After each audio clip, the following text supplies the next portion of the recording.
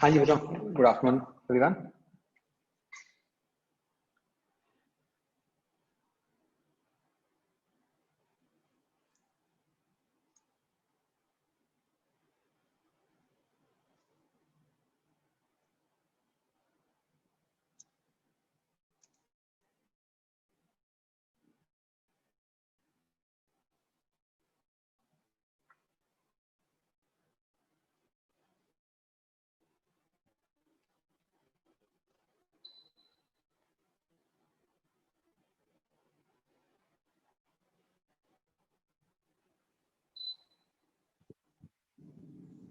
Okay, तो आज हमें ग्राफ्स करना है बच्चों। तो लेट्स अंडरस्टैंड कि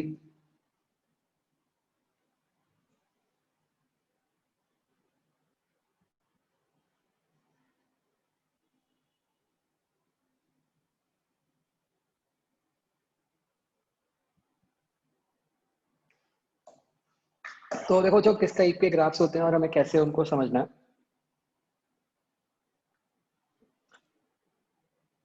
देखो जो सबसे पहले तो जो बेसिक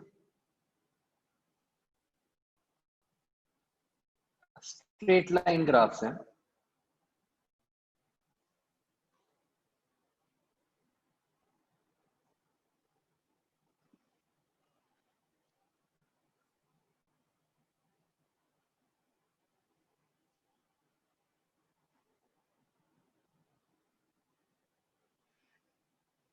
इसके दो केसेस बनते हैं।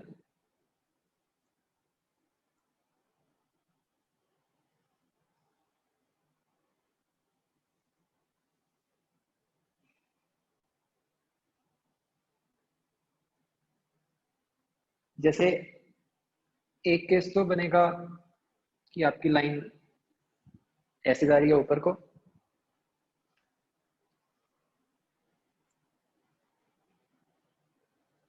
और दूसरा केस जो बनेगा, मान लो यही लाइन अपनी नीचे को जा रही है।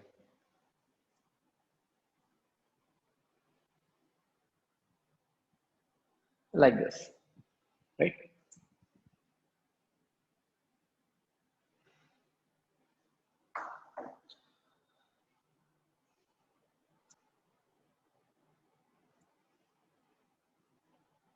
तो बच्चों हम लिख रहे हैं एक्स वाई, हो कुछ भी सकता है ना। एक्स एक्सिस पे कोई भी क्वांटिटी हो सकती है, वाई एक्सिस पे कोई भी क्वांटिटी हो सकती है। तो ये टाइप के ग्राफ्स कब बनेंगे?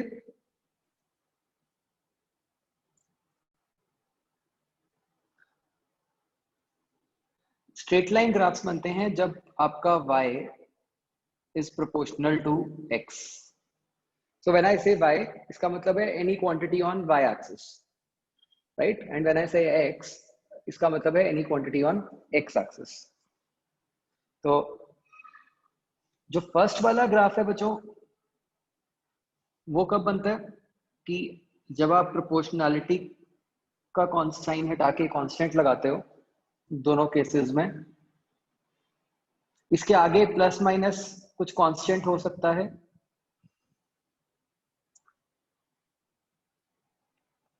That is not our worry. Main बात है कि इस टाइप का ये जो ग्राफ ऊपर जाने वाला है, ये तब बनेगा जब आपका प्रोपोर्शनैलिटी कांस्टेंट पॉजिटिव है, और ये राइट साइड वाला केस तब बनेगा जब आपका प्रोपोर्शनैलिटी कांस्टेंट नेगेटिव।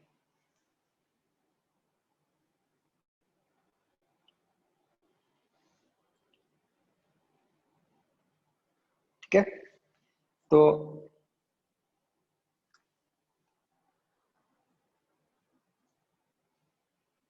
ये ध्यान रखना है कि अगर डायरेक्टली प्रोपोर्शनल है वाई एक्स के, सिर्फ और सिर्फ उस केस में आपका स्ट्रेट लाइन ग्राफ बनता है। इसके अलावा कभी भी स्ट्रेट लाइन ग्राफ नहीं बन सकता आपका।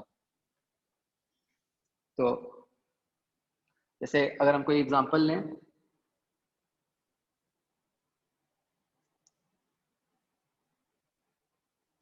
E versus R for solid non conducting sphere.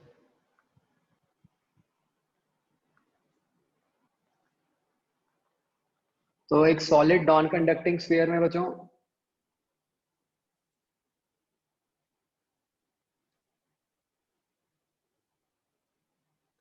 what is the relationship between E and R?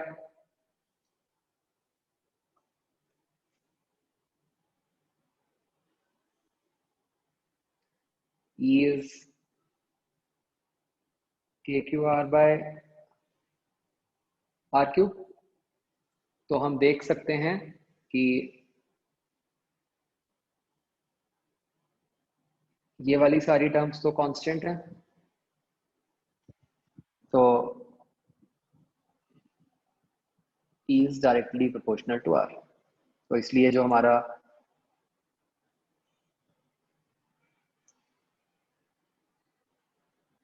इस केस में ग्राफ बनना है वो बनना तो स्ट्रेट लाइन ही है फॉर श्योर। और एक हमें ये पता चल रहा है कि इस केस में अगर हम देखें कि at R equal to 0 E is equal to 0, तो हमें ये भी क्लियर हो गया। तो बच्चों हम करते क्या है, हम बस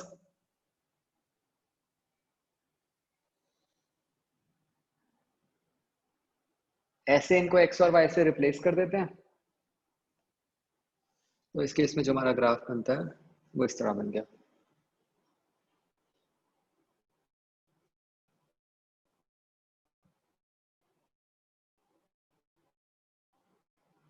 क्या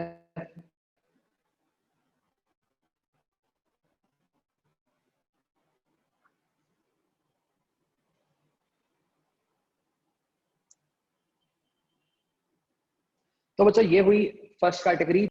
अब नेक्स्ट हम जो कैटेगरी की बात करेंगे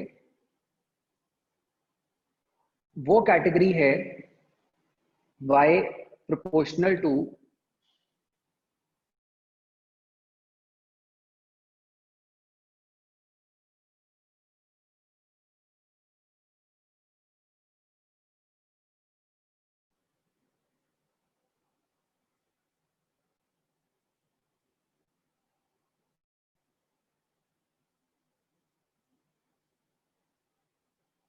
एंड। अब जो कंडीशन ये है कि ये जो पावर है this should be greater than 1।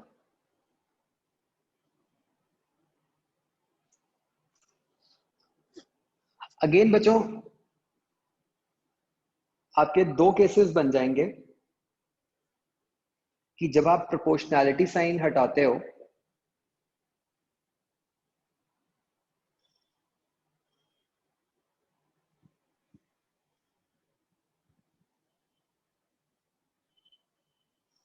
तो एक केस के पॉजिटिव वाला और एक केस के नेगेटिव वाला।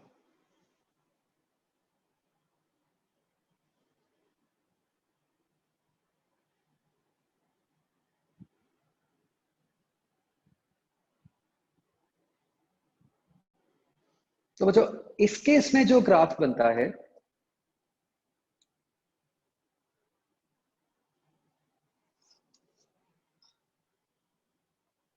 वो ग्राफ ऐसे कर्व की फॉर्म में होता है। ठीक है, n की कोई भी पावर हो as long as it is n की सॉरी कोई भी वैल्यू हो as long as it is greater than 1 ये कर्व इसी टाइप की ही बनेगी। We are not required to know कि भाई स्क्वायर में कैसी बनेगी, क्यूब में कैसी बनेगी, उतना हमें इन पर्टिकुलर जानने की जरूरत नहीं होती। हमारा इससे काम चल जाता है कि बेसिकली ये एक शेप है।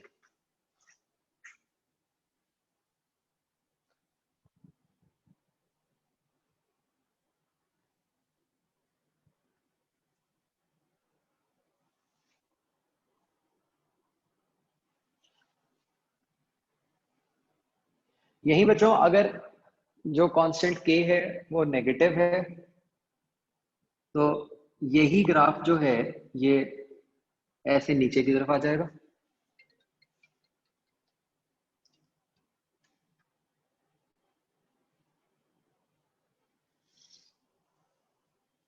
ठीक है, तो अब ये कहां से शुरू होगा ग्राफ बेसिकली वो उस पर डिपेंड करता है कि x इक्वल टू 0 पे y की क्या वैल्यू है। वो आपको सिचुएशन देख के समझ आ जाएगा। तो बस उसके बेसिस पे आप हमें शेप देखनी है। ये इंपॉर्टेंट नहीं है कि मैंने कहां से स्टार्ट करता हुआ दिखाया। वो आप हर सिचुएशन के हिसाब से बना सकते हो। कोई केस याद करो बच्चों, जहां पे हमारा y जो है वो x की कोई पावर पे डिपेंड कर रहा है, where that power is greater than 1। कोई भी किसी भी चैप्टर का एक्सप्रेशन जो ऐसा कुछ हो।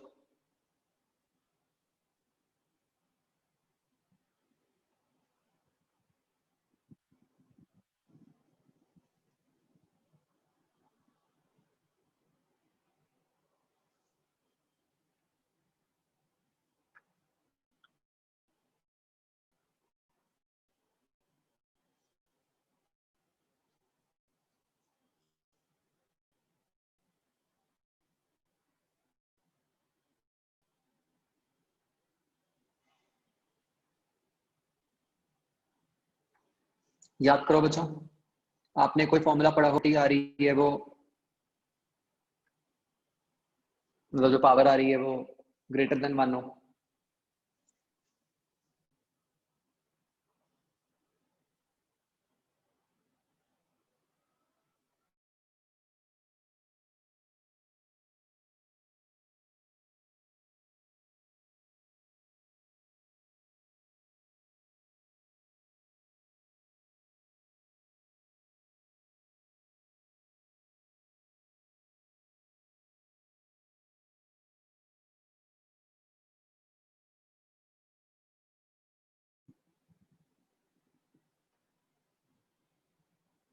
हाँ बच्चों,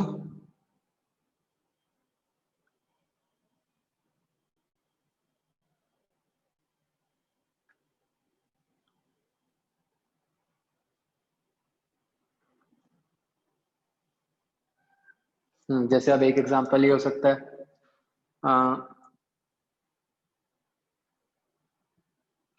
अगर मुझे ग्राफ बनाना है between kinetic energy and velocity,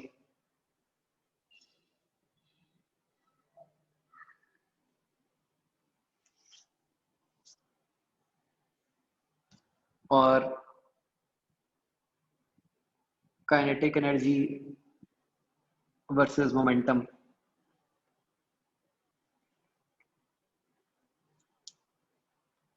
तो हमें पता है कि जो काइनेटिक एनर्जी है that is proportional to v square.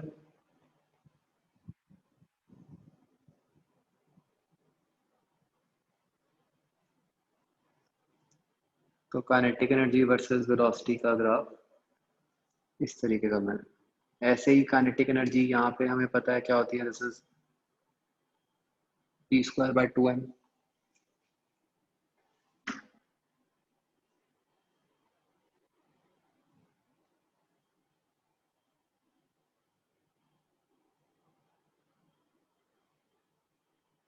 तो मोमेंटम और काइनेटिक एनर्जी का एक्सप्रेशन का जो फॉर्मूला होगा वो भी कुछ ऐसा ही होगा।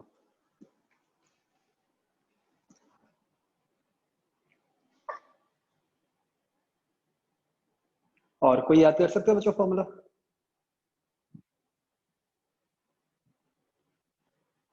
एक हमने 11th में पढ़ा था कंसेप्ट, टर्मिनल वेलोसिटी।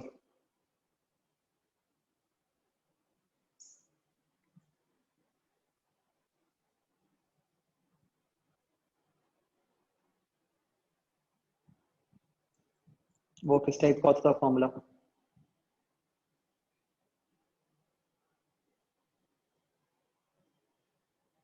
किसी भी बॉडी की टर्मिनल वेलोसिटी उसके रेडियस स्क्वायर के प्रोपोर्शनल थी।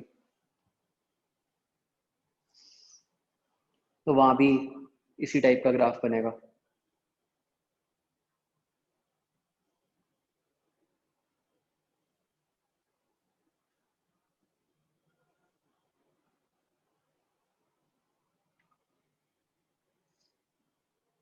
ठीक है।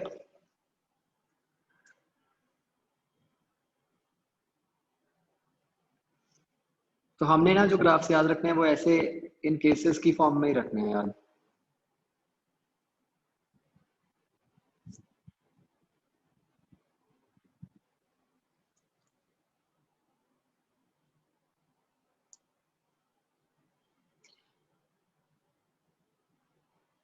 अगला केस है बच्चों y is proportional to x raise to power n। अब कंडीशन ये है कि n लाइज बिटवीन 0 एंड 1। ठीक है, हमने बेसिकली y मतलब n की वैल्यू 1 के लिए कर लिया, सबसे पहला केस जो था, है ना। हमने ग्रेटर देन 1 के लिए कर लिया। तीसरा केस बनता है n less than 1 but greater than 0।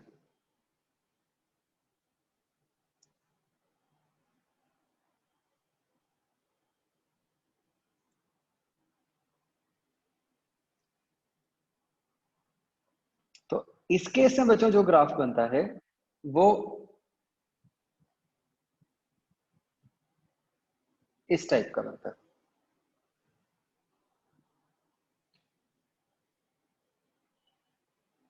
ठीक है, इसको थोड़ा सा रफली आप ऐसे याद कर सकते हो कि भाई ऊपर वाला जो केस था वहां पे n की बड़ी वैल्यू थी, इसलिए y ज्यादा ऊपर जा रहा था। इस वाले केस में n की छोटी वैल्यू है तो इसलिए y कम ऊपर जा रहा है। ऐसा कोई फॉर्मूला सोचो जहां पे y मतलब जहां पे राइट हैंड साइड पे जो फॉर्मूला बन रहा है उसकी पावर 0 और 1 के बीच में लाई करती हो।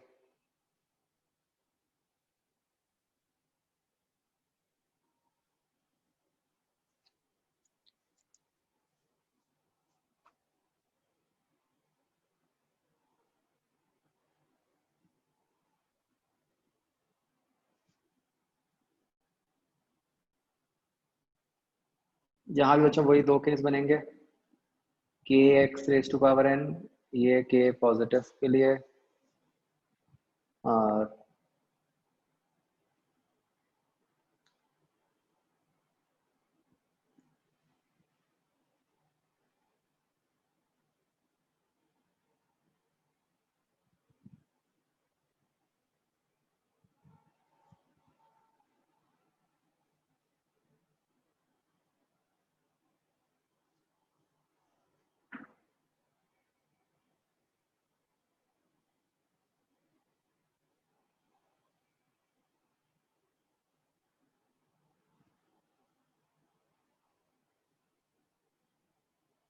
हाँ बच्चों बताओ कोई फॉर्मूला।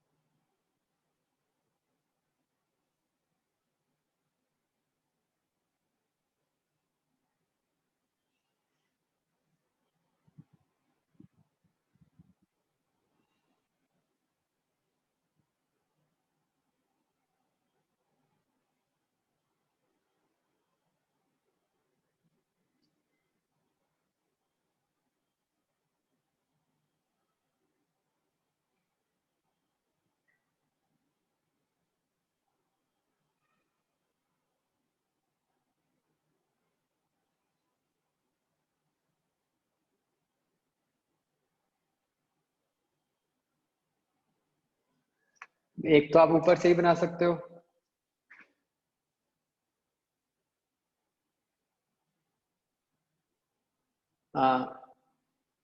कि जैसे हमने यहाँ देखा कि जैसे यहाँ के ई वर्सेस मोमेंटम है, आप ऐसे ही उल्टा कर दो कि मोमेंटम क्या होता है, √2km, इस टाइप का केस। या एक हमने अभी उसमें किया था कि जब motion of charge particle in magnetic field में, कि अगर वेलोसिटी जो है वो सीधा वेलोसिटी का पोटेंशियल डिफरेंस की फॉर्म में कुछ दिया हो।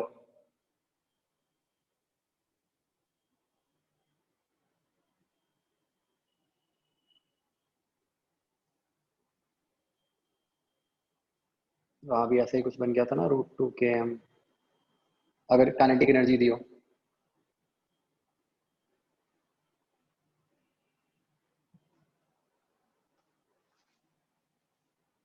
और कोई सोचो बच्चों।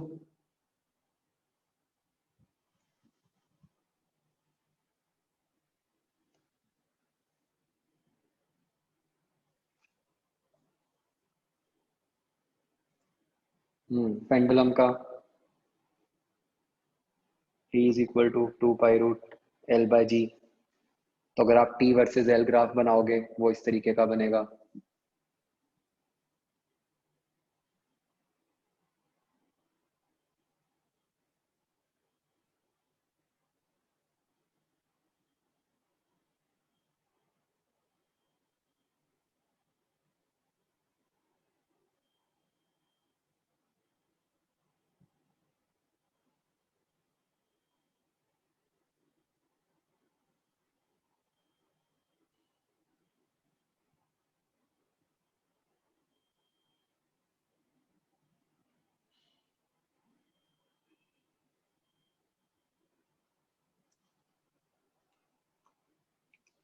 ठीक है, तो ये हो गया। उधर थे बहुत सारे फॉर्मूलाज, एस्केप वेलोसिटी वगैरह नहीं, उसमें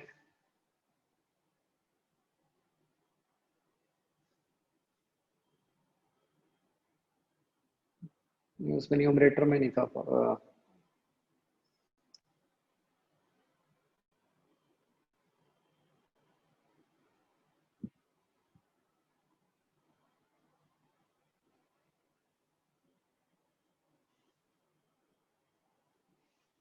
वो बना सकते हो, वही टाइम पीरियड वाला, T is equal to 2π√I/mb,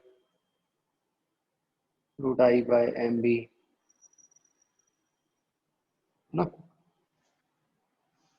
तो इन सब केसेस में ऐसा बनेगा।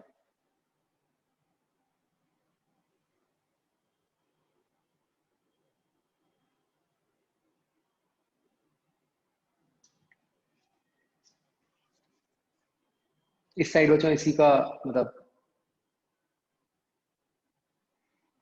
अगेन कहाँ से शुरू होगा वो तो आपकी एग्जैक्ट वैल्यूज पे डिपेंड करेगा।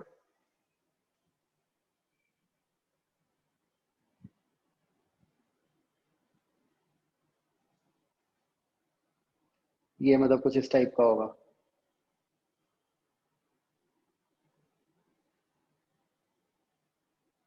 Like this.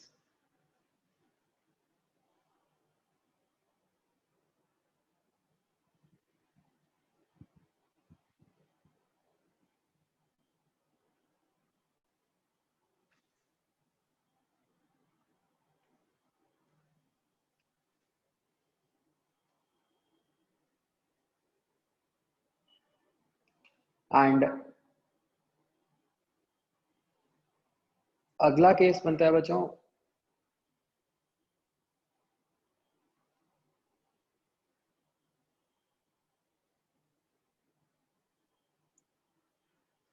y is proportional to x is power n, और यहाँ पे है कि n की वैल्यू जो है वो लेस देन 0।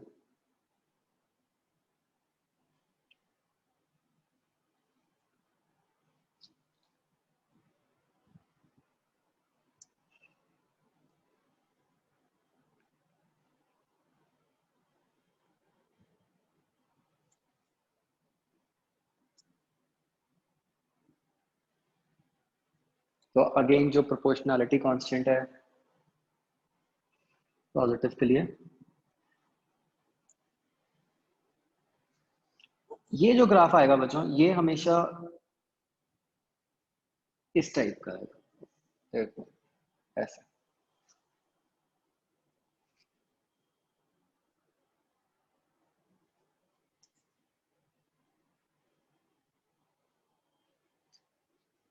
इसके कोई एग्जांपल्स लो, इसके तो ढेरों एग्जांपल्स हैं, है ना।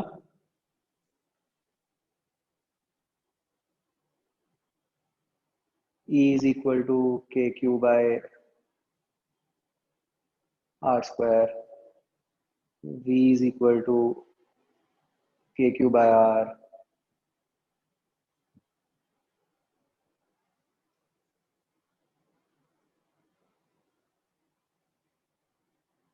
Escape velocity is equal to root 2 GM by R.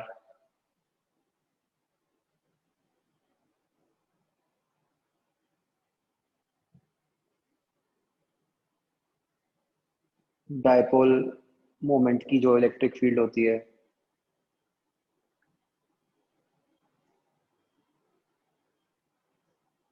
2 kp by R cube और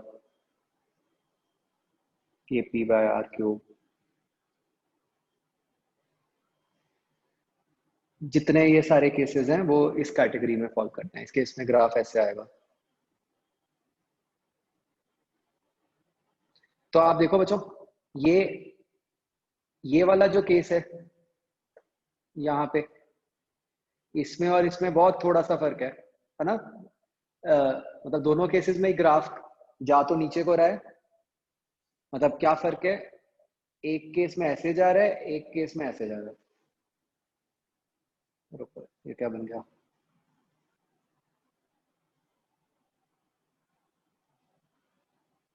ओहो. ठीक है ना, देख रहे हो.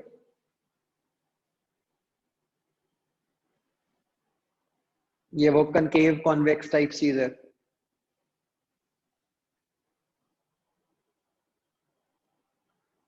तो बेसिकली हमने आज अभी तक 3 अलग अलग नेचर्स पढ़ी हैं. एक तो ऐसे थी बिल्कुल स्ट्रेट लाइन, है ना.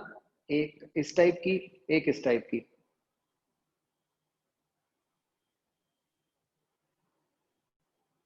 और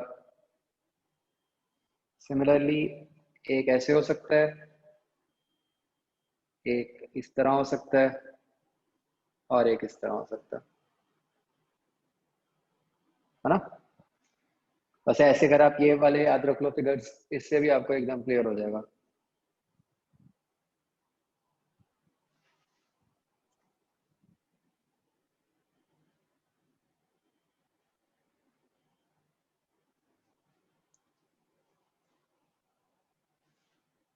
ना यहाँ पे एक बार लिखो, ये कौन कौन से केसेस बन रहे हैं सारे.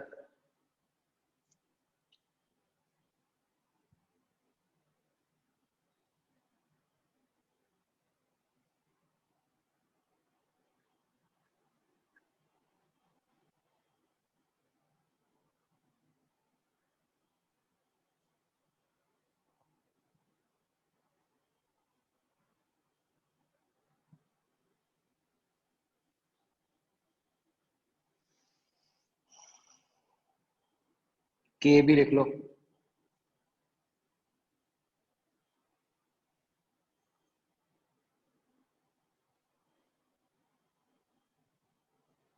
ये नीचे वाले तीनों ही खैर पॉजिटिव के लिए हैं.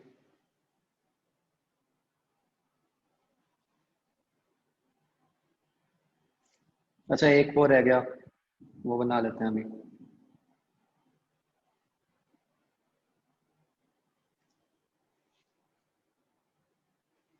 इसमें के लेस देन 0 वाला मैं बना रहा हूँ बच्चों अभी.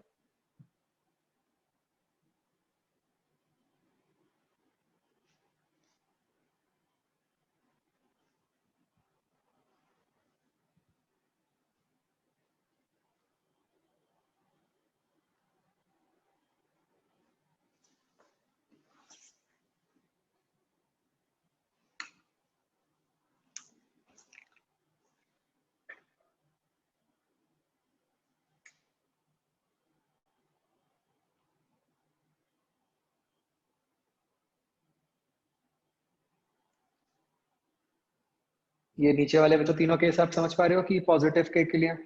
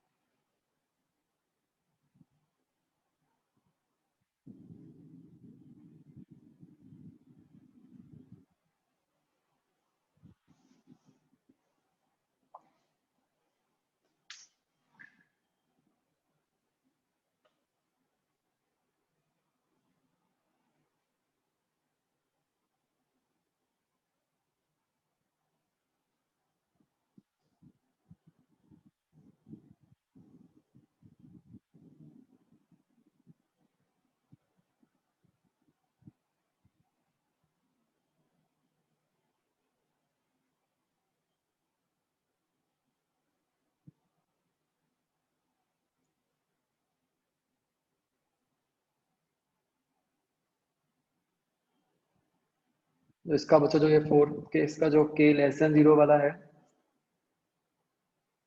वो इस तरीके से बन जाएगा।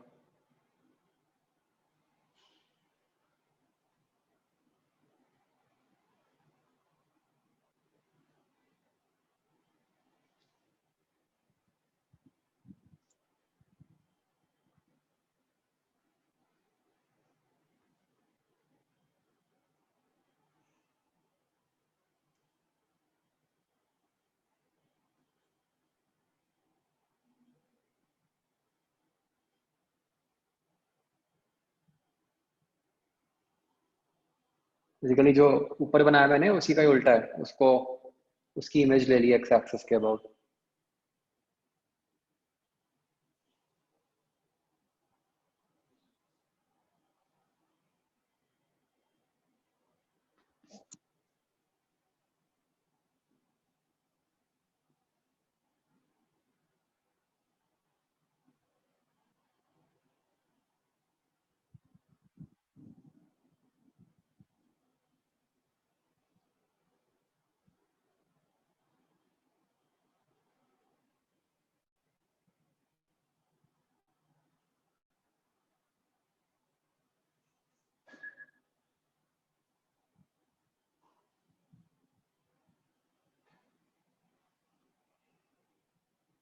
ठीक है बच्चों।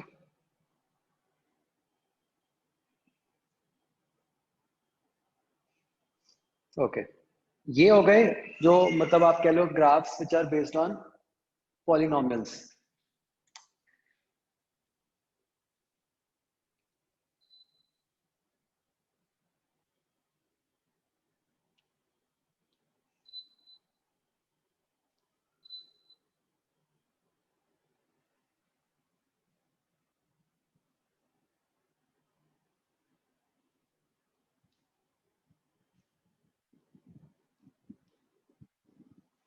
अगले हम देखते हैं कि जैसे कोई साइन कॉस वाले ग्राफ्स हैं या लॉग वाले हैं।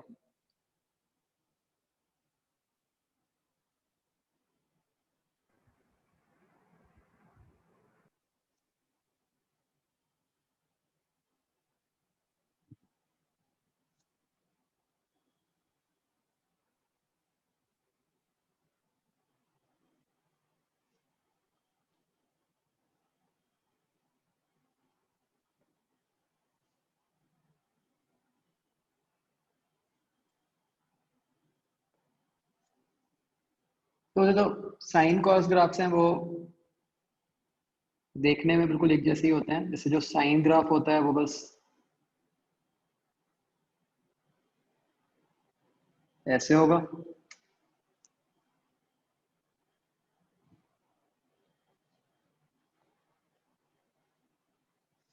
और जो कॉस वाला ग्राफ होगा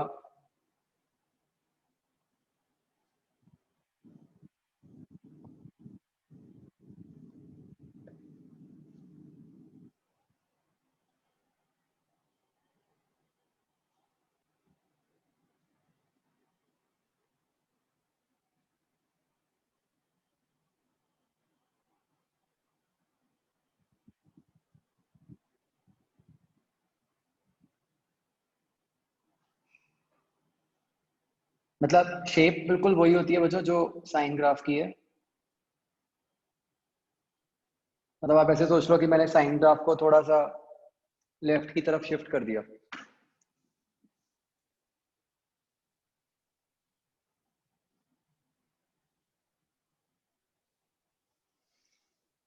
ठीक है, तो बेसिकली इसको कैसे याद रखना है भाई, साइन जीरो की वैल्यू जीरो होती है, कॉस जीरो की वैल्यू वन होती है। तो इसलिए साइन वाला ग्राफ जीरो से स्टार्ट होता है, कॉस वाला ग्राफ ऊपर से स्टार्ट होता है। ठीक है ना।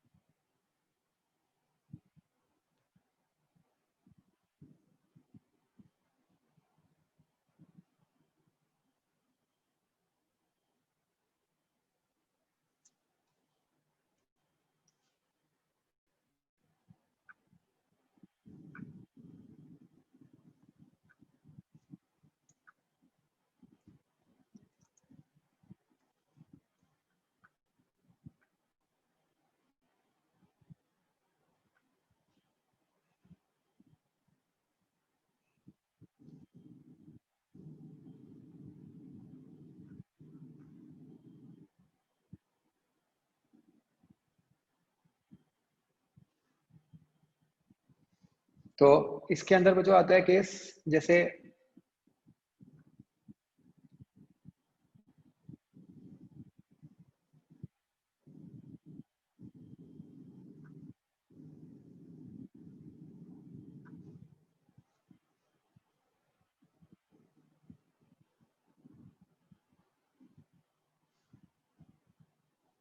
ये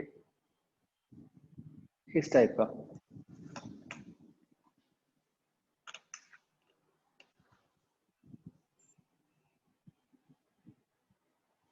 तो अगर तो आपका ग्राफ है y इक्वल टू e की पावर x,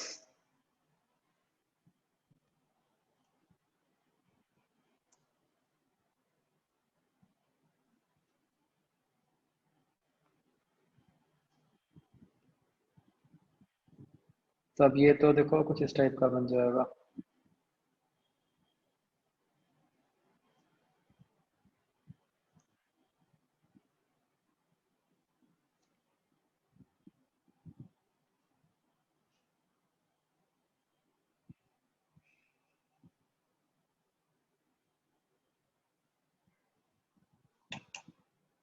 ये ऐसे ऊपर को जाता है।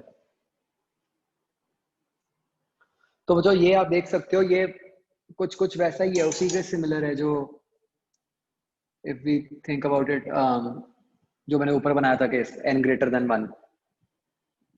ठीक है, तो हम सीधा देख के नहीं बता सकते कि ये कौन सा केस बनेगा। मतलब आपका ऐसा नहीं हो सकता कि ऐसे दो ग्राफ्स आ जाए और उनमें से आपको बताना हो कि कौन सा e की पावर x वाला है और कौन सा वही वो स्क्वायर वाला या क्यूब वाला है। उतना एग्जैक्टली नहीं हम बता सकते।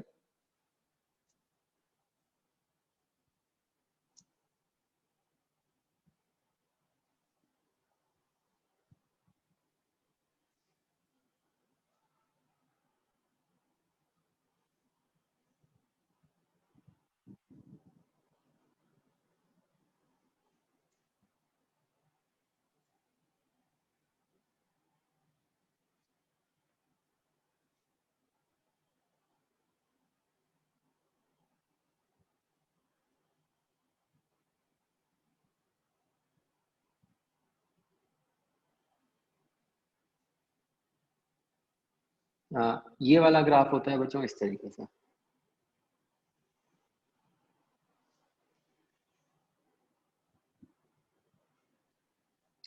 इस ग्राफ की बच्चों पहचान, मतलब इन दोनों ग्राफ्स को आपने देखो कैसे माइंड में रखना है।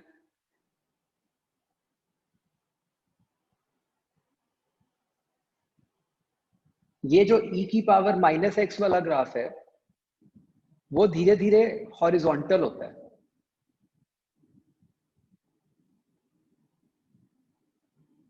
ये इसकी सबसे बड़ी पहचान है।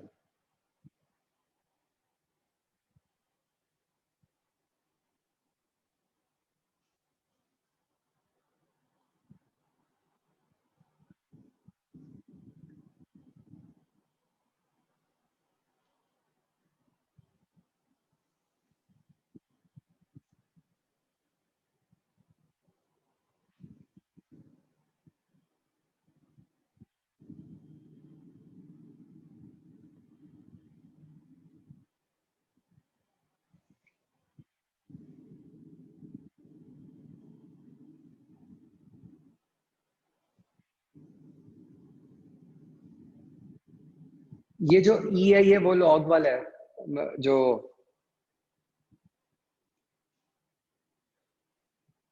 आ, वो एक्सपोनेंट जो होता है अपना।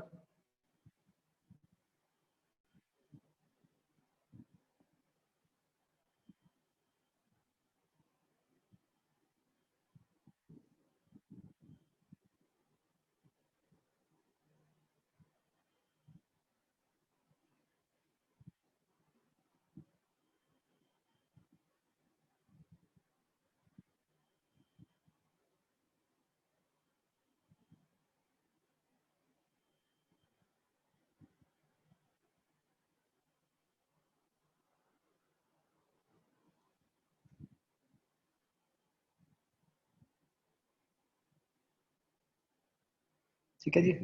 अब जो बच्चों लॉग वाले ग्राफ्स होते हैं, वो बच्चों काफी हद तक ये एक्सपोनेंट वाले ग्राफ जैसा ही होता है।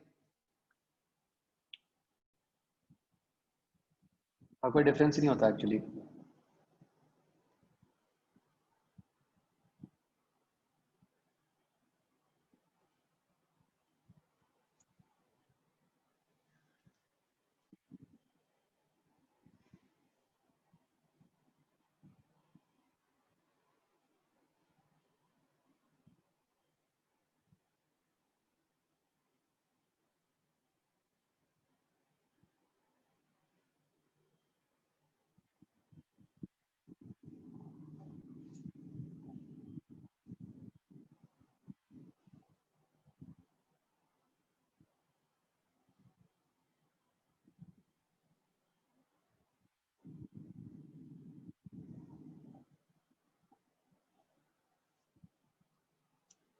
तो ये वाला जो ग्राफ है बच्चों, ये भी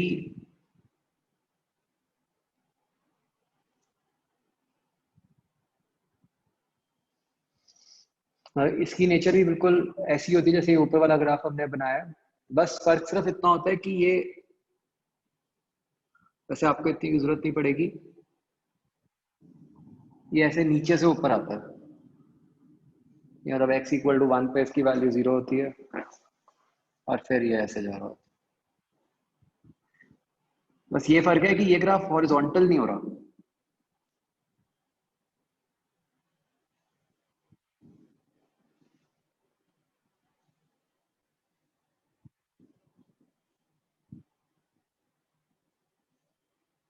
ये बेसिकली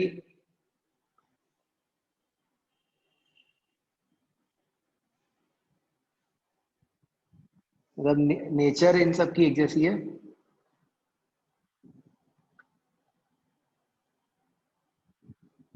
होता है ऐसे कुछ।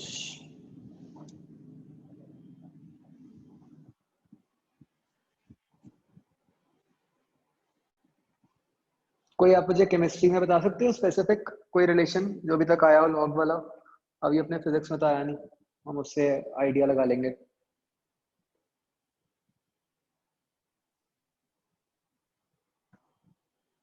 कि कोई और केस करने वाला है या नहीं।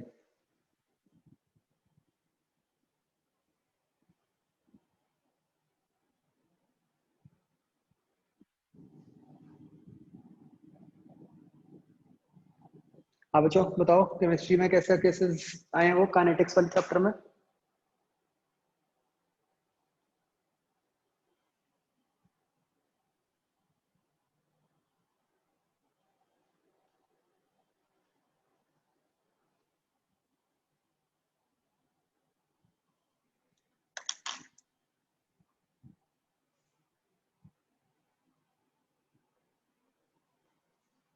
y is equal to 2.303।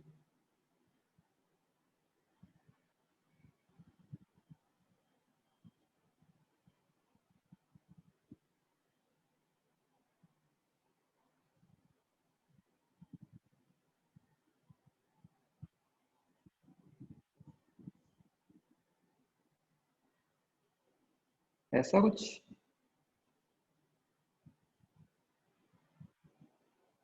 Sir division का साइन है।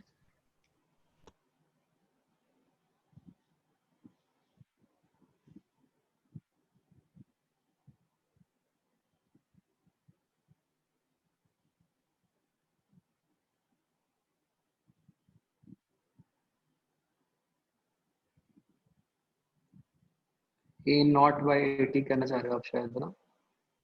Yes sir.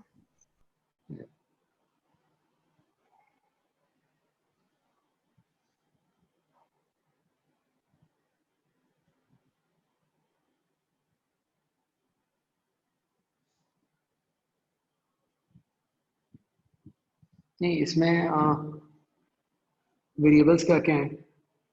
ये वो एक्टिविटी वाला है ना? ए क्या है, एक्टिविटी कहते हैं या क्या होता है? कंसंट्रेशन। कंसंट्रेशन।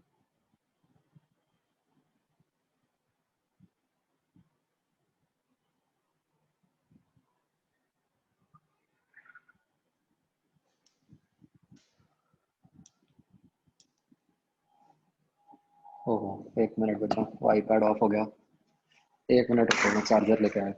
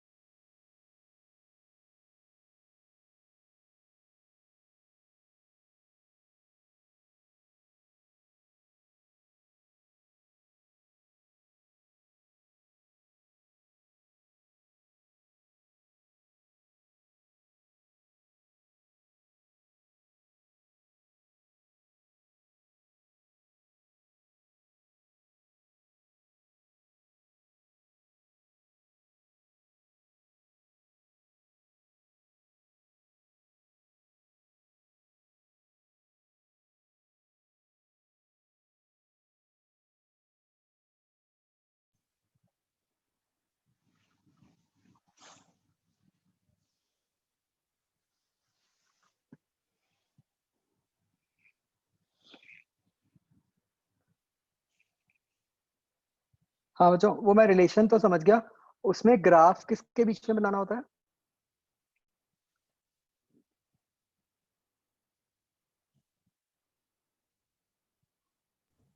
सर काफी रिलेशंस के बीच में बना सकते हैं। अच्छा, मैं आपको बता देता हूँ, जैसे आप मुझे बताते जाओ कैसे कैसे आपने बनाए हैं, मैं आपको बताता हूँ उसमें कैसे बनाएंगे हम। Sir yes time sir. Period और लॉग 80 के बीच में। चलो मैं आपको एग्जांपल देता हूँ उसमें।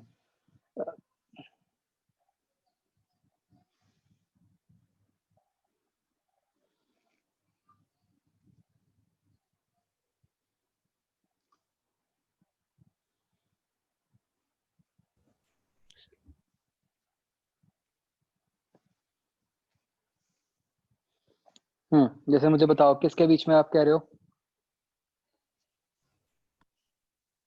लॉग 80 और टाइम के बीच में सर।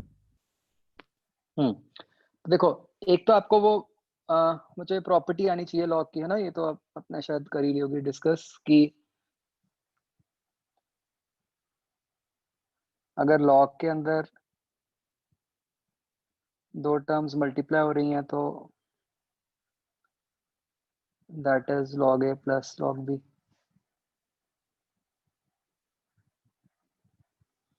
अगर डिवाइड हो रही हैं तो वो माइनस हो जाएगा।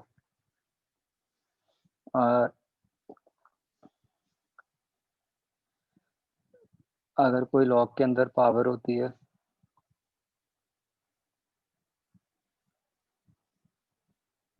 कुछ भी, this is n log a। ये तीन रिजल्ट्स तो अपने को मतलब चाहिए ही होंगे। तो जैसे आपने अभी कहा कि हमें अगर log 80 और टाइम के बीच में ग्राफ बनाना है, तो देखो ये बन गया KT इक्वल टू 2.303। ये प्रॉपर्टी लगा देते हैं क्योंकि मैं चाहता हूं कि मेरे को log 80 अलग से तो मिल जाए।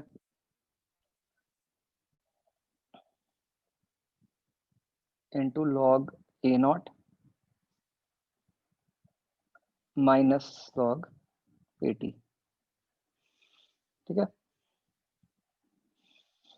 तो rearrange log A0 minus log 80 is equal to KT over 2.303। तो आपका log 80 बन गया minus KT over 2.303 plus log A0। ये समझ आया बच्चों?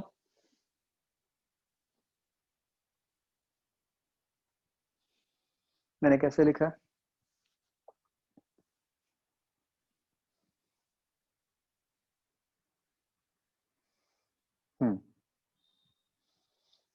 अब इसमें देखो, आपको ग्राफ किस में बनाना था?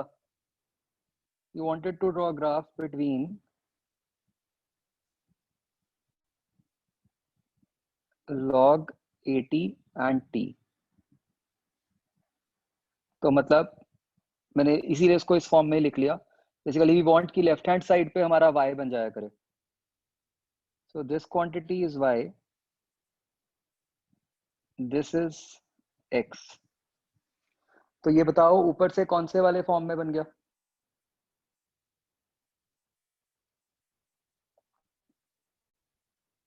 So y is directly proportional to x and k is equal to minus is less than 0.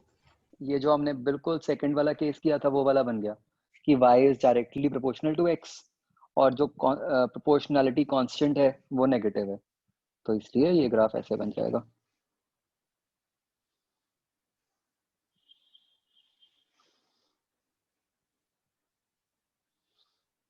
Right? अगर आप, चलो आप मुझे करके दिखाओ, अगर होता कि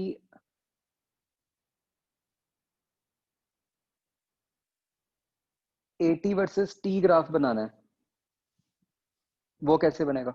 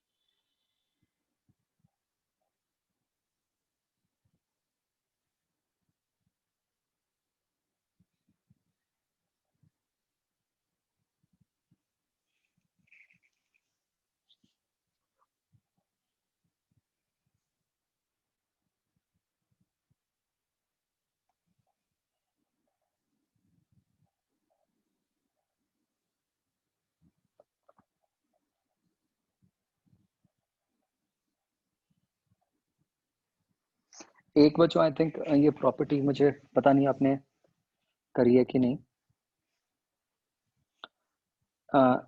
ये भी बच्चों नोट कर ही लो, अब जब मैथ्स ही पढ़ रहे हैं तो। सी व्हेन वी से कि y इज ln x, इसका मतलब होता है log x to the base e, right? और इसी को ही लिखते हैं हम एज 2.303 log x। क्या ये बात पता है बच्चों?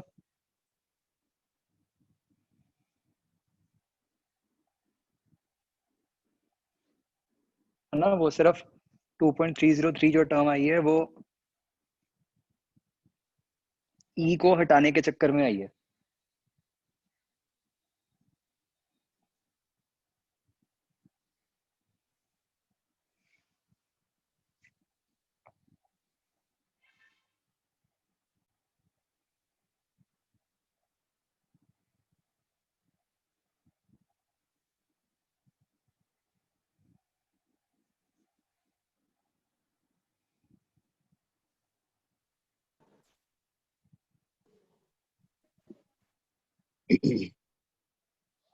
हाँ मतलब जब हम कुछ नहीं लिखते उसका मतलब होता है बेस 10,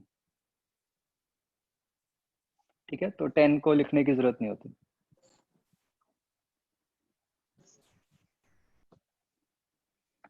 तो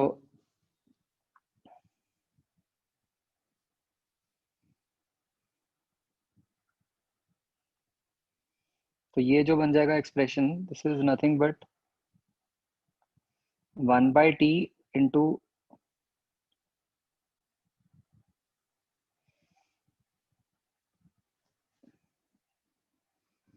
ln a0/at,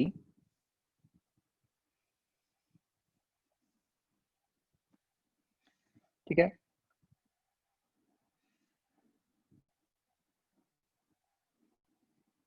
और जस्ट एक चीज और बच्चों, इस स्टेप से भी पहले एक चीज और सीख लो कि इनमें रिलेशन क्या होता है। मतलब व्हेन वी राइट ये वाला स्टेप कि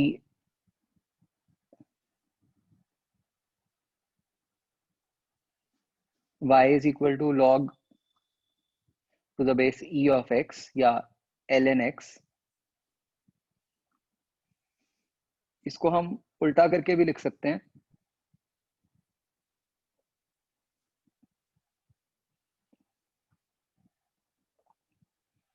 दिस मीन्स कि x इज e की पावर y।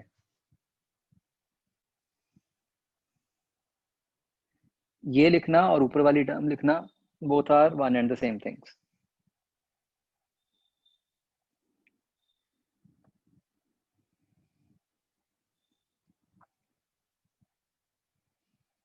ठीक है?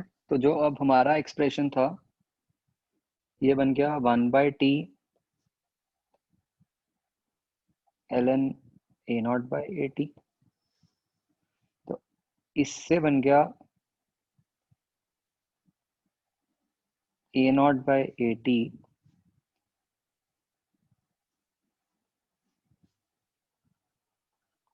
ln इक्वल टू kt, और इससे बन गया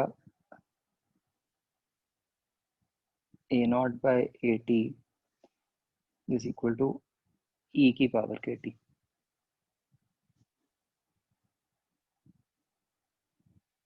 तो रीअरेंज at बन गया a0 e की पावर माइनस kt।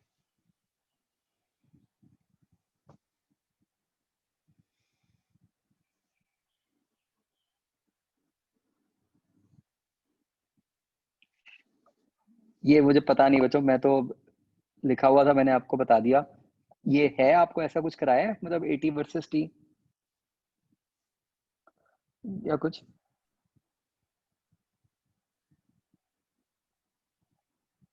ओके, यही फॉर्मूला लिखवाया होगा है ना?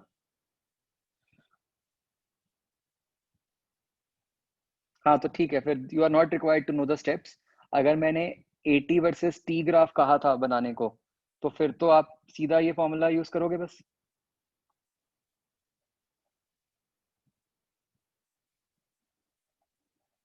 ठीक है ना? तो अब ये ग्राफ कैसा बन गया? फिर देखो जो ऊपर हमने बनाया हुआ है, ये किस टाइप का है? e की पावर -x। तो ये ग्राफ ऐसा इस टाइप का है।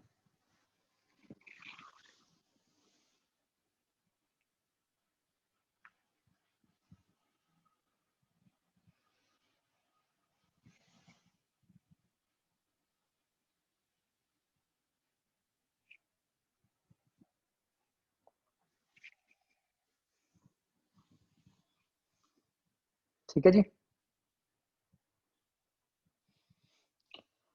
और बताओ कोई फॉर्म अगर की हो,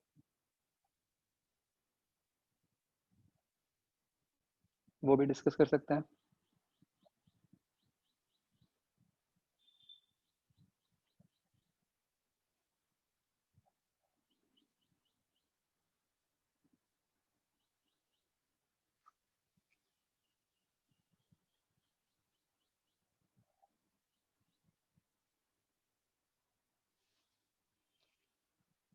हाँ बच्चों बताओ। Ellipse and circle.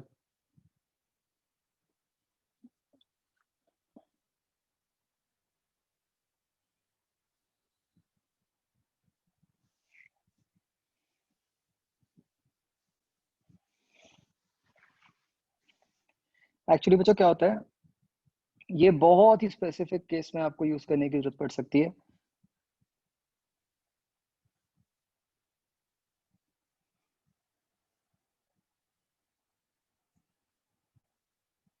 अगर तो आपकी इक्वेशन है इस तरीके की,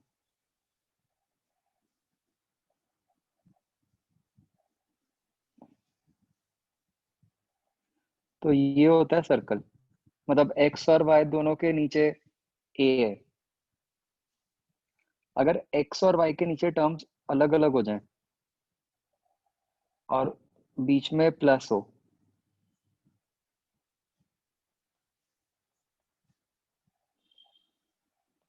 ये टर्म होती है एलिप्स। और अगर बीच में माइनस आ जाए,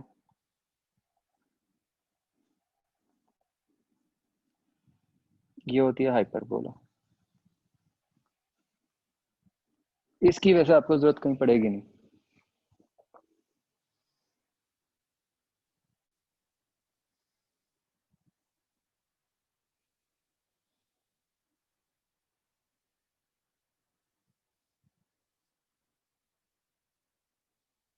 जो बच्चों ये वाली शेप भी होती है ना, जो हमने ऊपर लिखी थी, अ, ये वाली,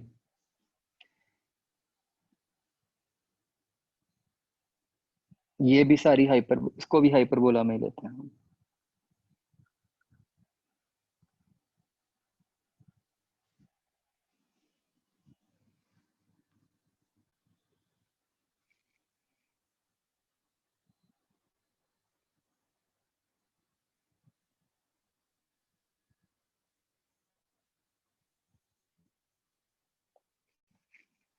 ठीक है बच्चों। एक मैंने वो सम ऑफ एन टर्म्स वाला क्या, टर्म्स वाला क्या बताना था?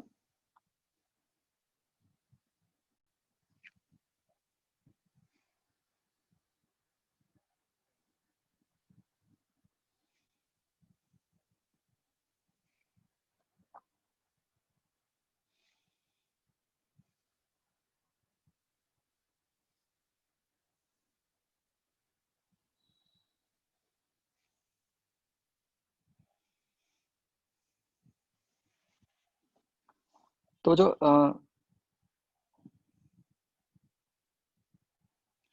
अगर आपके पास इस तरीके की टर्म्स बन रही हो,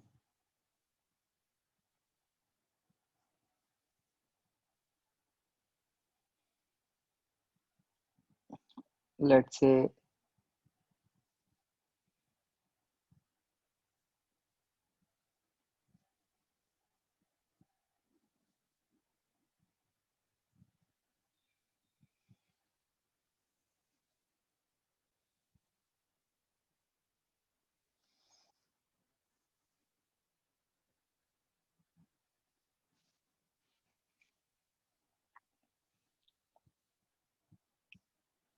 Karman y equal to minus log x में जो ये वाला ग्राफ है, बस इसको उल्टा घुमा दो, एक्स एक्सिस के अबाउट इसकी इमेज ले लो।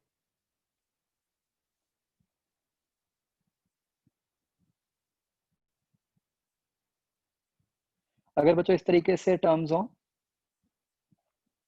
इसको हम एपी कहते हैं, राइट, जहां पे हम देख सकते हैं कि हर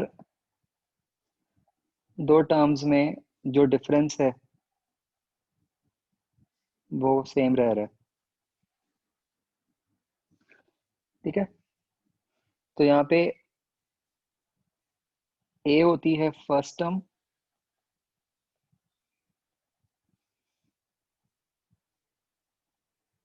जो कि इस केस में 2 बन गई।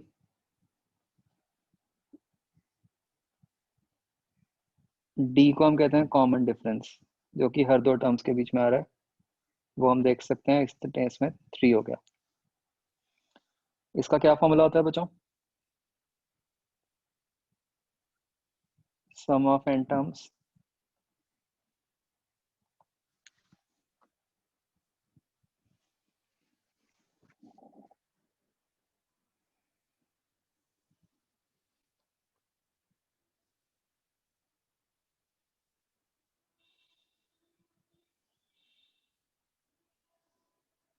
ये किया हुआ होगा कि नहीं?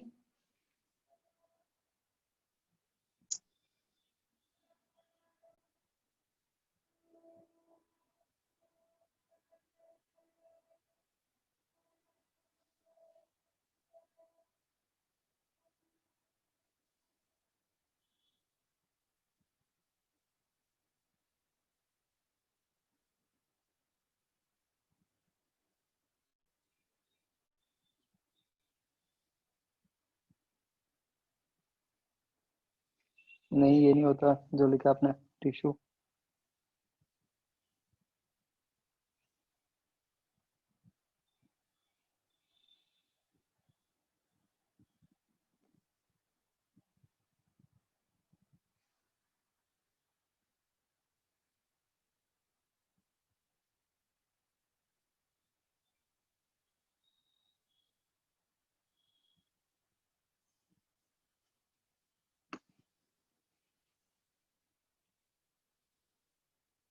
किसी को नहीं आता है? जरूरत भी नहीं पड़ी होगी वैसे, मोस्टली कहीं, है ना।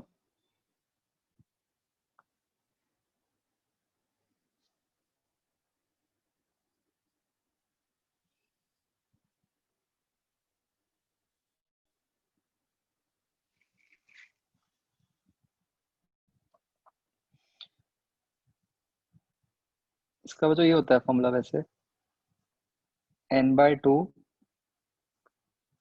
Into first term plus last term.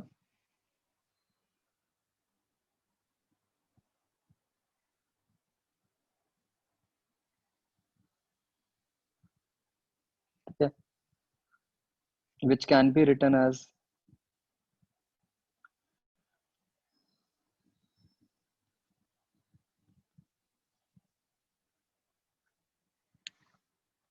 Generally हमें जीपी की जरूरत पड़ती है, yes, that to infinite GP.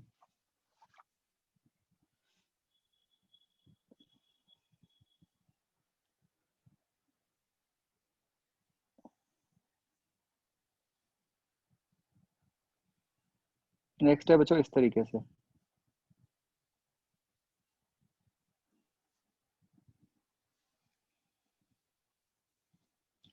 In fact आपको जो जरूरत पड़ेगी वो इस फॉर्म की भी नहीं पड़ेगी, वो ऐसी फॉर्म की पड़ेगी, देखो।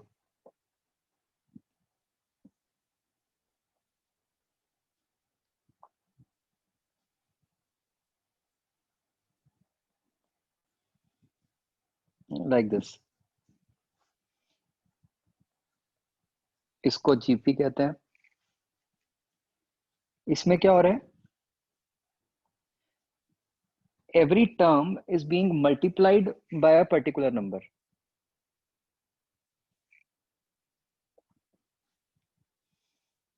ठीक है, अगर आप देखो इसको आपने किससे मल्टीप्लाई किया? हाफ से।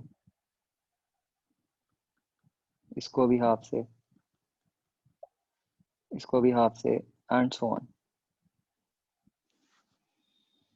ठीक है, तो इस केस में फर्स्ट टर्म तो ए ही होती है,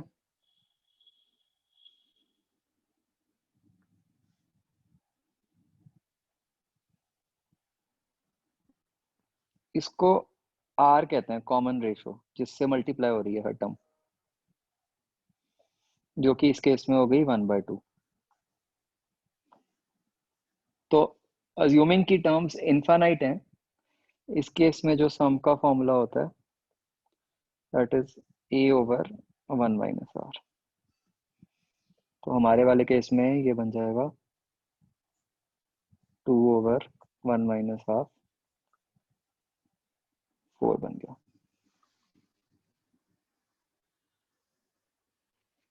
आपको जब आएगा ना तो इनफाइनाइट टर्म्स के लिए ही आएगा, मतलब फाइनाइट टर्म्स के लिए नहीं आएगा।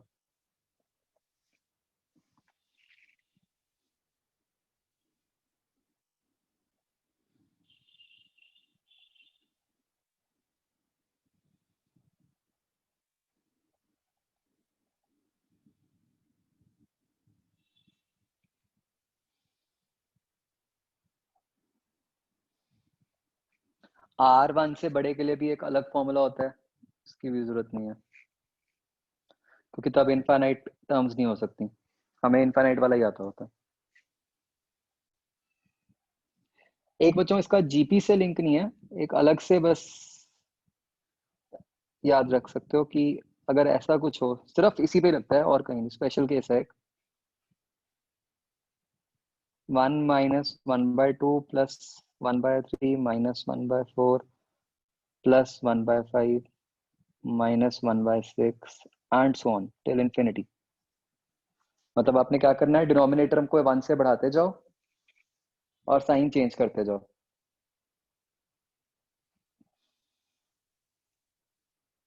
ये जो क्वांटिटी होती है this is equal to ln2।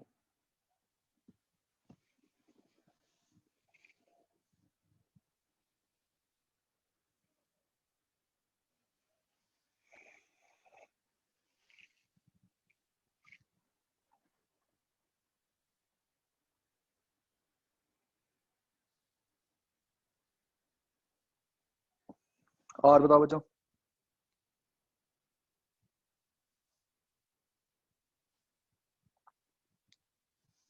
और कुछ है करने वाला?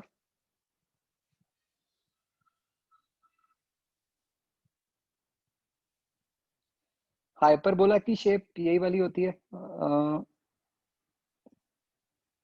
ये वाली।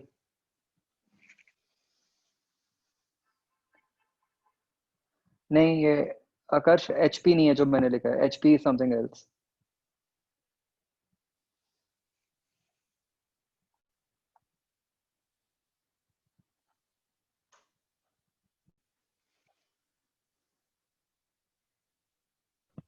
So, do we have to revise any sort of trigonometry for 12th? आपको वो आने चाहिए बस, जो वो हाफ एंगल फॉर्मूलाज होते हैं, Okay. और जो वो होता है sine square theta equal to 1 minus cos 2 theta by 2, ये इतना पार्ट बस। Okay, sir.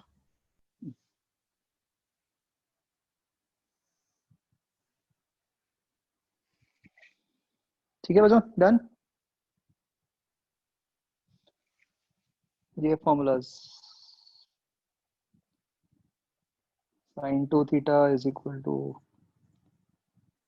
2 cos theta sine theta,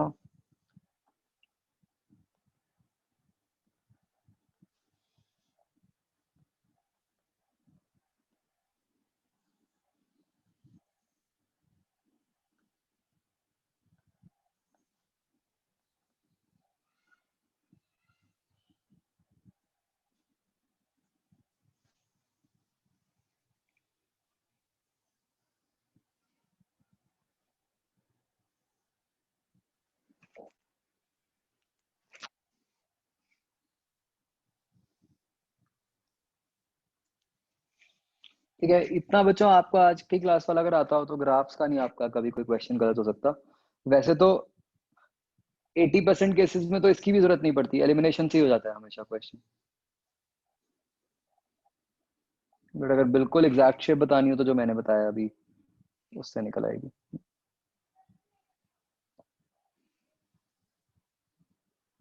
right बच्चों, डन।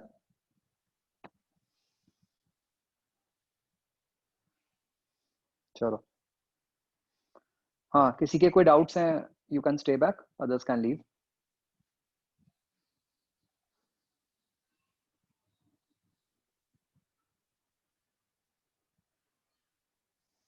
नहीं अभी टेस्ट वाले नहीं, अभी मैं इंडिविजुअली करवा रहा हूँ, टेस्ट वाले नेक्स्ट टाइम कर लेंगे।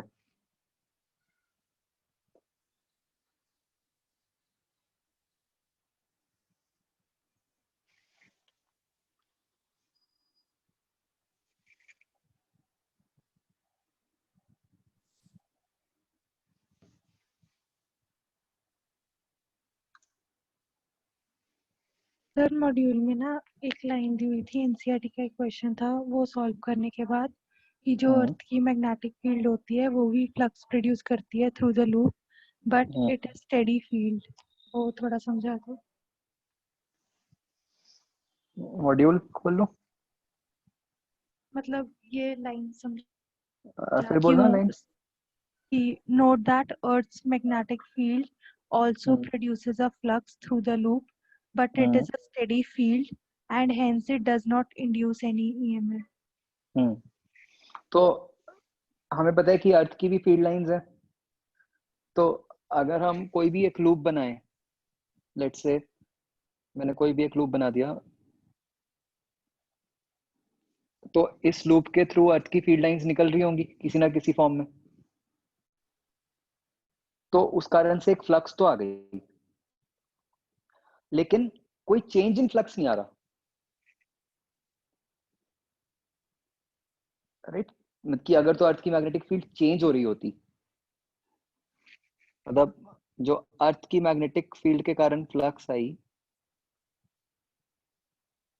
मतलब तो इसमें हमने assumptions लिए हैं कि जो B और A है वो चेंज नहीं कर रहे। हाँ बी तो हमें पता है कि अर्थ के कारण जो बी है वो तो एक कांस्टेंट ही है।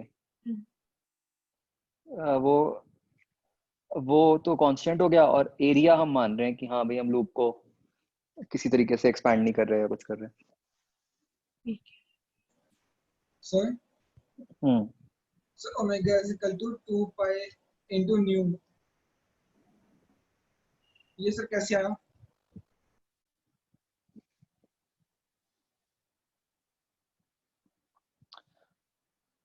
ओमेगा क्या होता है? Angular velocity, angle upon time. Yes sir. Frequency क्या होता है? साइकिल्स पर सेकंड। तो एक साइकिल में कितना एंगल कवर हो गया? 360। 2 पाई, हाँ जी है ना? हाँ तो जी। बस हमने तो इसलिए 2 पाई से मल्टीप्लाई किया। मतलब बेसिकली ओमेगा क्या है? Angle upon time. फ्रीक्वेंसी क्या है? साइकिल्स पर टाइम। तो अब साइकिल से एंगल कैसे बनेगा?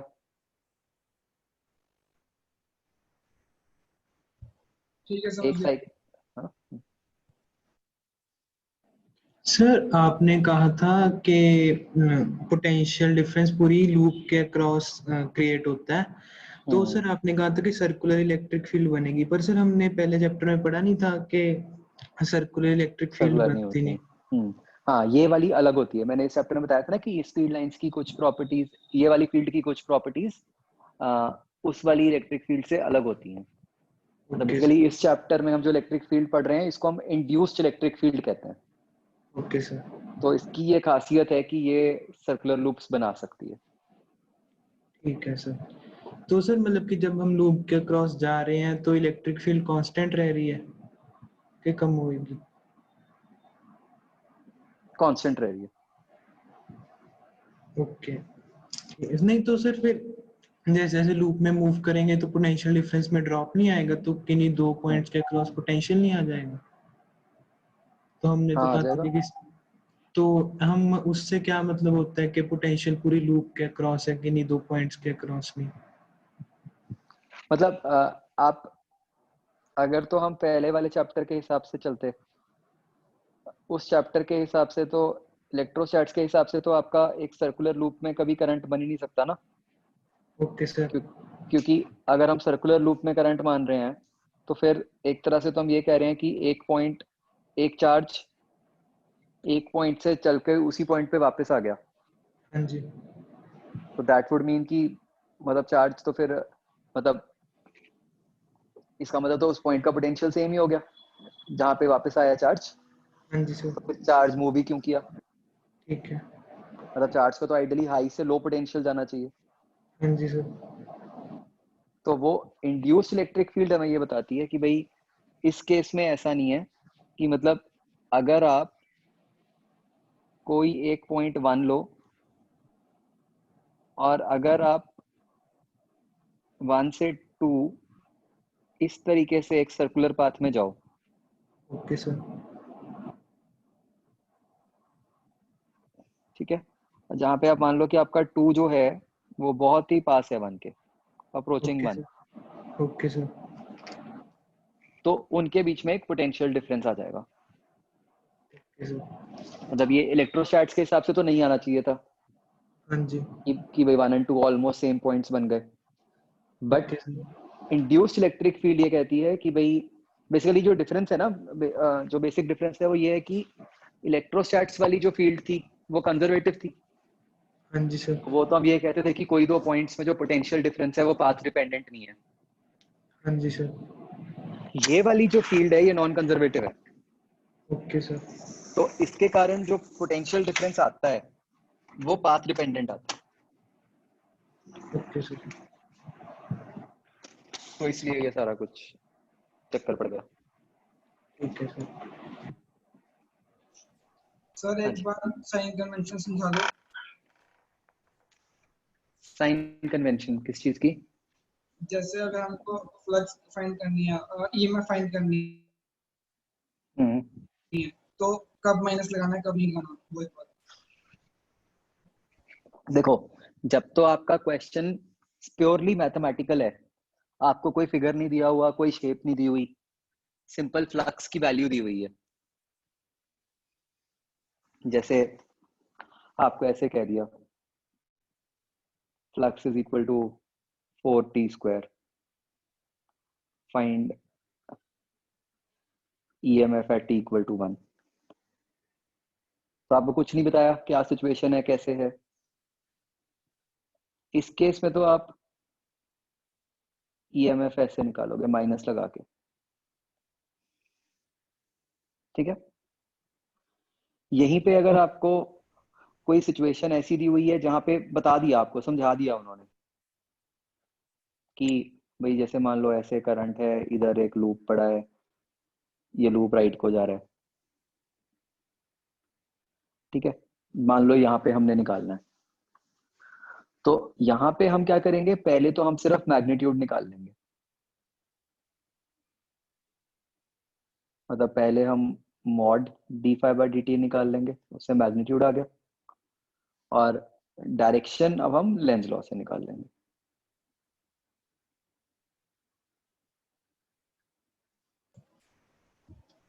सर यस, जो हमने माइनस लगाया है so उसका सिग्निफिकेंस क्या है? जैसे लेंस लॉ हमको पता लग गया कि मतलब उसकी डायरेक्शन हम बताते हैं कि ऑपोजिट होगी, तो जो माइनस साइन वो किस किस रिस्पेक्ट में होगा ना, कि अगर हमने क्लॉकवाइज करंट भेजा है और इंड्यूस एंटी क्लॉकवाइज हुआ है तो माइनस समझ आया, और हमें क्वेश्चन में गिवन ही नहीं है कि मतलब कौन सी डायरेक्शन में फ्लो कर रहा है, तो हाँ माइनस। एक्चुअली वही हुआ था ना कि बेसिकली क्या हुआ था, जैसे मैंने आपको बताया था कि फैराडे ने लॉ निकाल लिया, उसने माइनस लगा दिया, ठीक है, उसने उस बात को मैथमेटिकली बस कह दिया कि हाँ माइनस आना चाहिए, लेंस ने फिर उसको समझाया फिजिक्स के हिसाब से कि ये माइनस का मतलब क्या है असली में।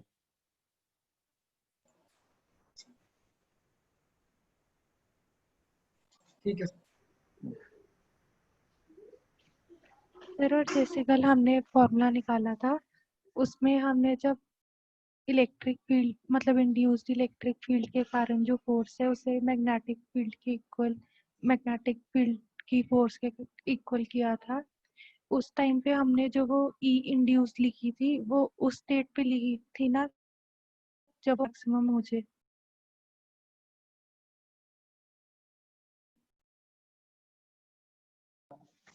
मैक्सिमम नहीं, जब वो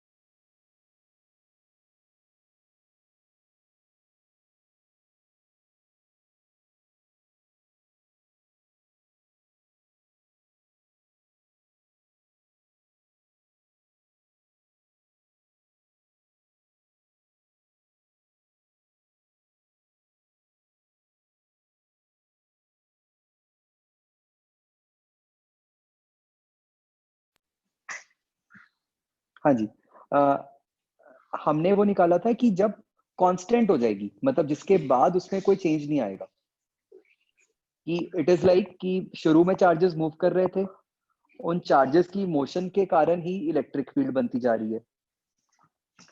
अब जब वो इलेक्ट्रिक फील्ड इतनी बन गई कि उसने मैग्नेटिक फोर्स को बैलेंस करना शुरू कर दिया, उसके बाद और चार्जेस ने मूव करना बंद कर दिया,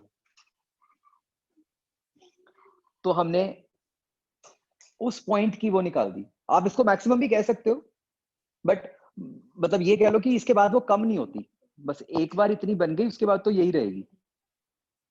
वही मतलब कि इस केस के हिसाब से मुझे मैक्सिमम है ना। हाँ, वो मैक्सिमम भी बनी गई। और एक जो आपने क्वेश्चन कराया था जिसमें आपने दो अलग अलग सर्कुलर लूप्स बनाए थे डिफरेंट मटेरियल्स के, और उस केस में मैग्नेटिक फील्ड अंदर जा रही थी, तो इस केस में हमने लिखा था कि जो ईएमएफ है उसमें कोई चेंज नहीं आएगा। इस केस में जो हमने लिखा था EMF is equal to BA, उसमें हमने जो बी ली थी वो कांस्टेंट ली थी, कांस्टेंट एक्सटर्नल फील्ड जा रही है, इस कारण कोई चेंज नहीं आया मतलब बी और ए में। नहीं, आप वो कह रहे हो ना जो एक क्वेश्चन मैंने, मतलब एक में प्लास्टिक का था, एक में कॉपर का था। हाँ जी।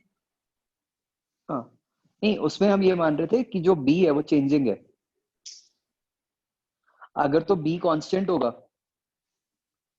फिर तो दोनों ही केसेस में ईएमएफ ही नहीं आएगी। मतलब बी की वैल्यू में हाँ, मतलब बी की जो वैल्यू है वो टाइम के साथ चेंज कर रही है।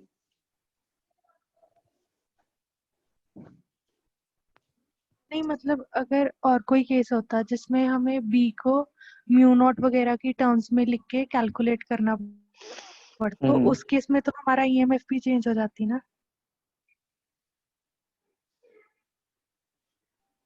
नहीं, ऐसा हो सकता है ना कि मतलब आपने बी का जो भी एक्सप्रेशन लिखा, ठीक है, उस एक्सप्रेशन को आप मतलब उससे आप डीबी बाई डी टी निकालोगे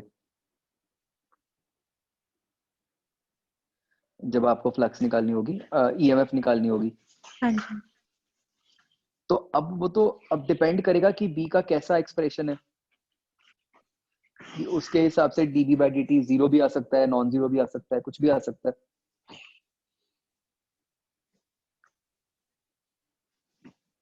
मतलब हम ये कह सकते हैं ना कि ईएमएफ डिफरेंट आ सकती है दोनों केसेस में, अगर कोई ऐसा केस ले लें जिसमें जो बी है उसकी डिपेंडेंसी हो म्यू नॉट पे।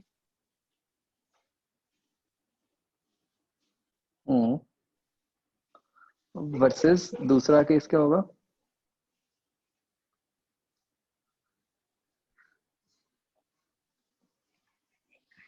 मतलब बी म्यू नॉट पे तो हमेशा ही डिपेंड कर ही रहा होगा। मतलब इस केस में हमने कैसे कहा कि ईएमएफ जीरो है, मतलब दोनों केसेस में कोई चेंज नहीं है ईएमएफ में। वो हम इस तरह कह रहे थे कि हमने माना था कि बी किसी तरीके से भी चेंज कर रहा है, ठीक है, कि हम मान लेते हैं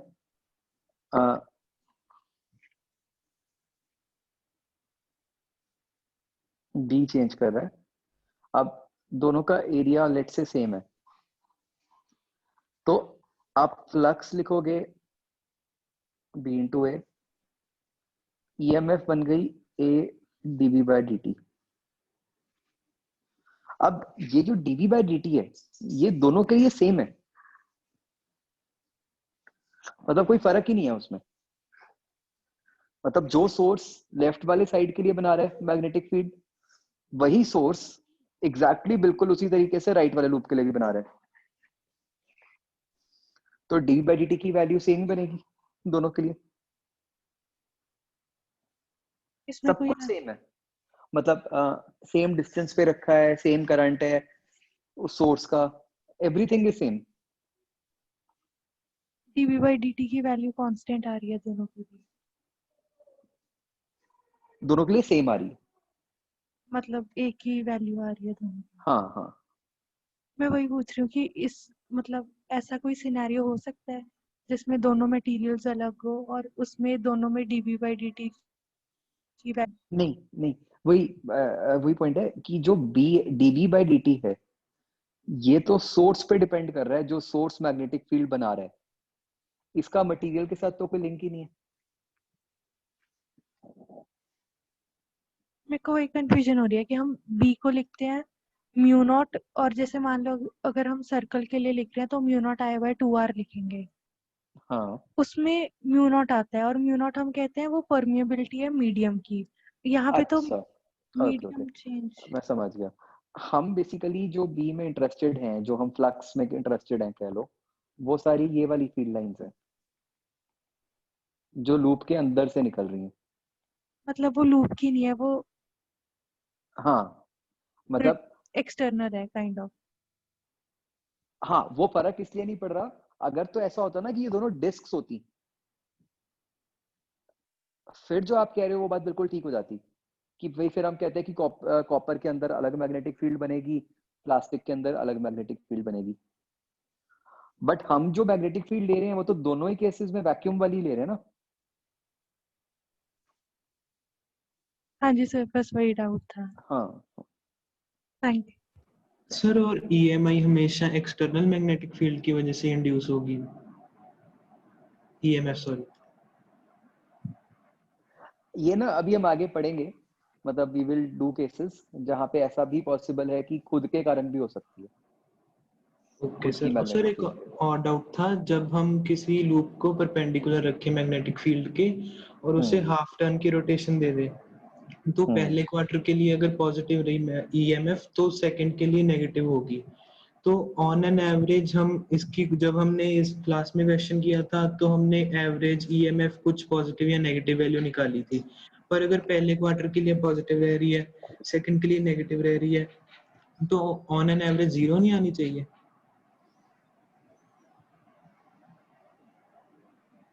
मतलब आप कितनी ड्यूरेशन के लिए कह रहे हो average? For half rotation sir. आप ये कह रहे हो कि एक क्वार्टर के लिए पॉजिटिव आई, एक के लिए नेगेटिव आई, हाँ जी, तो जो क्वार्टर क्वार्टर मिला के हाफ बन गया उसकी जीरो आनी चाहिए। हाँ जी। नहीं, और वो आप इसलिए कह रहे हो कि पॉजिटिव नेगेटिव इसलिए कि क्योंकि जो हमने लिखा था कि एक को एंटी क्लॉकवाइज दिख रहा है और एक को क्लॉकवाइज दिख रहा है। हाँ जी। नहीं, एक्चुअली क्या है, वो तो इसलिए था कि हम ऑब्जर्वर के हिसाब से देख रहे थे। अगर आप ओके मैथमेटिकली देखोगे ना, अगर हम लिखते हैं EMF का जो एक्सप्रेशन बनता है NAB omega sine omega T, okay sir. तो ये वाला जो एक्सप्रेशन है आप देखो कि साइन की जो वैल्यू होती है वो 0 से लेके 180 तक पॉजिटिव ही रहती है। हाँ जी सर। तो वो मैथमेटिकली आधे साइकिल, पूरे आधे साइकिल के लिए पॉजिटिव है, ठीक है सर। तो इसलिए वो ओवरऑल वैल्यू भी कुछ आ जाती है, मतलब जीरो नहीं आती। ठीक है sir. Sir yes, sir EMF is maximum when flux is zero. Sir ये कैसी ये उसके लिए था, मतलब ये जनरल स्टेटमेंट नहीं है, ये सिर्फ AC जनरेटर वाले केस के लिए था, कि मतलब जब बेसिकली ये अगर आपकी फील्ड लाइंस हैं और आपका लूप इस तरह रखा हुआ है तो आपका जो एंगल है वो 90 बन गया, तो इस केस में फ्लक्स जीरो बन रही है, और EMF वाले एक्सप्रेशन में वो वैल्यू मैक्सिमम बन जाएगी, वो जो भी साइन कॉस है उसकी वैल्यू 1 बन जाएगी। ठीक है सर। इसलिए हम बोलते हैं जब मिनिमम है तो 90 डिग्री होना चाहिए। हाँ, ठीक है सर।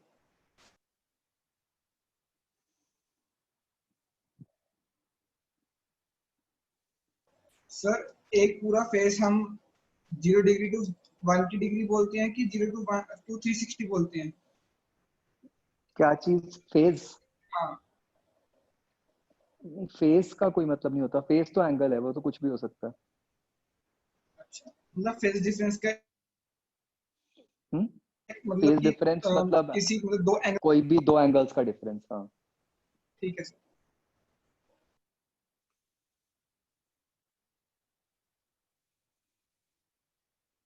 हाँ जी बच्चों, डन।